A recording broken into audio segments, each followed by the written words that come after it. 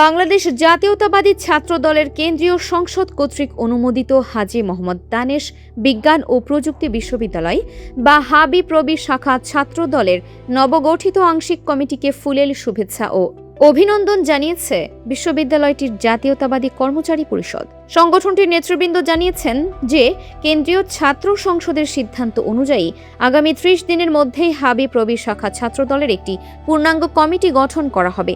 এই উপলক্ষে আয়োজিত সংবর্ধনা অনুষ্ঠানে নবগঠিত আংশিক কমিটির নেতাদের সফলতা কামনা করার পাশাপাশি নির্ধারিত সময়ের মধ্যে একটি শক্তিশালী ও পূর্ণাঙ্গ কমিটি গঠনের প্রত্যাশা ব্যক্ত করা হয়। অনুষ্ঠানে অন্যান্যদের মধ্যে উপস্থিত ছিলেন জাতীয়তাবাদী কর্মচারী পরিষদ হাবিপ্রবি শাখার সভাপতি মোহাম্মদ নূর জামান, সহ সভাপতি মোহাম্মদ মানু মিয়া, সাধারণ সম্পাদক মোহাম্মদ আব্দুল হাকিম লেবু, সহ সাধারণ সম্পাদক মোহাম্মদ রেজাউল ইসলাম, সাংগঠনিক সম্পাদক মোহাম্মদ জিল্লুর রহমান এবং অর্থ সম্পাদক মোহাম্মদ মুস্তাফিজুর রহমান সহ সংগঠনটির অন্যান্য নেতাকর্মীরা।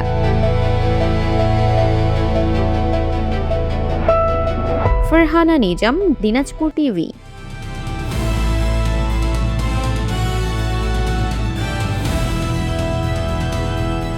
দিনাজপুর টিভি মানুষের জীবনের কথা বলে।